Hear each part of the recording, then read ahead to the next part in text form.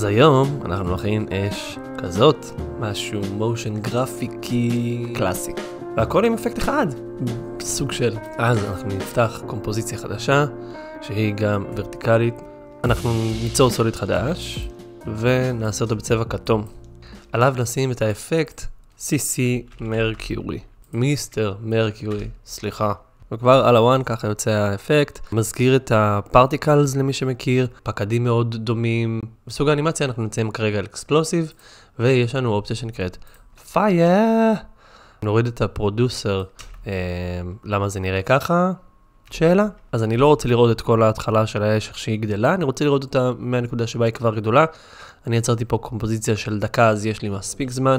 אני אסמן את נקודת ההתחלה עם קיצור המקלדת B, ואני אוכל לראות לופ של האש הזאת בוערת. אז, קודם כל מיסטר מרקיורי נותן תחושה תלת ממדית בגלל האור והצל. אז יש לנו פה שני פרופרטיז של אור וצל. אם נלך לצל, יש לנו את הספקולר, שזה הנקודה הבהירה הזאת, ה-shininess, ואנחנו נוריד אותה ל-0, זה כבר מרגיש הרבה יותר שטוח.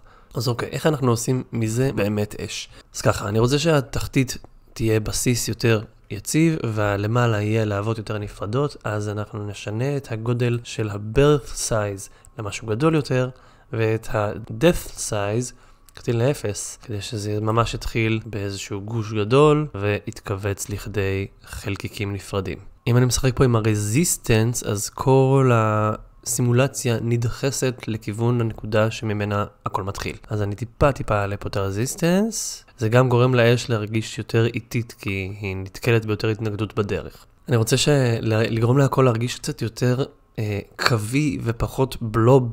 אז יש לנו פה את האופציה של בלוב אאוט שרפ, שזה נותן צורות קצת יותר קטנות, קצת יותר דקות, וזה נחמד, אבל אני רוצה קצת יותר למקד את זה, שירגיש קצת יותר להבה מיושרת ככה, כמו שצריך. אז קודם כל אני אקטין את ה-X רדיוס כדי שלא יהיה יותר מדי רחב, זה כבר תלוי בכם, לאן אתם שואפים להגיע, וזה שה-Y value הוא על 0, יקטין כמה שהתחתית פה רוקדת. הוולוסיטי, ככל שהוא רחוק יותר מה-0, ככה הקצוות עפים יותר רחוק לצדדים, גם אקסטרה מפזר דברים לצדדים, אני כרגע אשים אותו על 0, כדי כמה שפחות להתפזר, ואת ה-X רדיוס גם על 0, כדי שיהיה צורה קצת יותר קוהרנטית. עכשיו, כדי לדחוס את הכל פנימה, אני אשים סימפל צ'וקר, וכדי לקבוע את הגובה של הלהבה, אנחנו נשחק פה עם הגרביטי.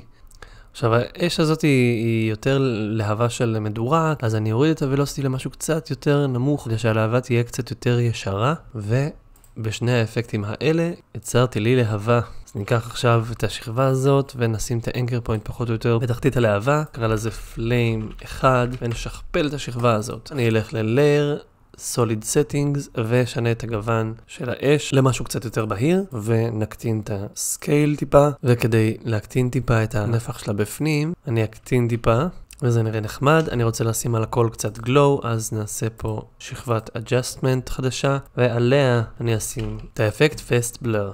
נגדיל אותו טיפה, ונוסיף מעליו CC Composite, נוריד את ה-RGB Only, ואת סוג הקומפוזישן נחליף למשהו שמעביר קצת יותר אור, כמו Add. אחרי זה נוסיף את האפקט Glow, כי Glow כאילו מרגיש לי שנתנו לו שם לא נכון. הוא היה צריך להיות קרוי Haze, כי הוא נותן קצת יותר תחושה של תאורה שרואים דרך ערפל, אבל לא שאלו אותי איך לקרוא לו, אז בגלל זה אני לא אומר לאף אחד. ומה שאני אעשה פה זה אני אשחק עוד קצת עם הגוון הספציפי של השכפול, כי אני לא רוצה שהוא ילך לי לאיבוד, שלא יהפוך ללבן כזה בוהק. יש לי תוכניות אחרות בשבילו, אבל אני כן רוצה שהאמצע יהיה יותר צהוב, והתחתית תהיה יותר כתומה. אוקיי, זה נחמד. אולי הלהבה הצהובה היא קצת יותר מדי מפורטת.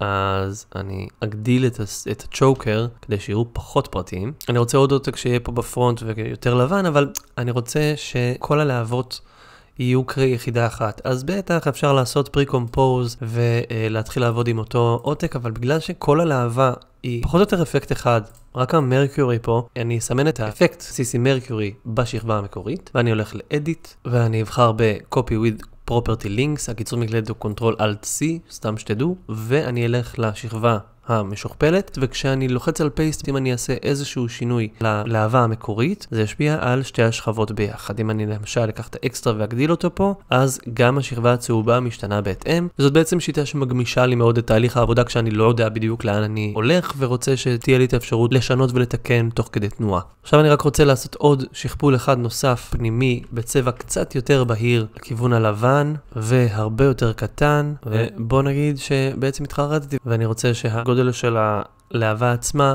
תהיה עוד יותר גדולה במקור. הבאסה עם CC Mercury זה שה-Copy with Property Links לא משנה את ה-Longevity, אין אפשרות להנפיש את ה-Longevity, ובגלל זה אין אפשרות גם לשים עליה Expression. אז אנחנו צריכים את זה ידנית לשנות. אז בעקרון אם רוצים קצת יותר קצוות כאלה של שפריצים של להבה, אפשר להחליף את ה-Influence Map, כל מיני אפשרויות שונות פה. אני גיליתי שה-Blob Out הוא הכי מתון.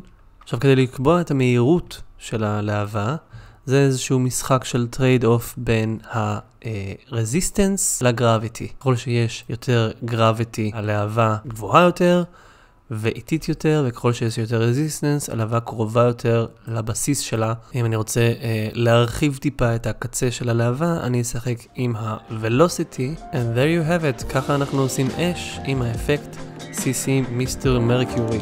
ואם אתם במקרה רואים את הסרטון הזה ב-24/11, אז יום פטירה שמח לפרדי. וזהו, נתראה פה גם מחר. אהבתם? שנאתם? התרגשתם? צחקתם? ספרו בתגובות, נו מה אכפת לכם? ספרו משהו, ואנחנו נתראה פה גם מחר. ביי.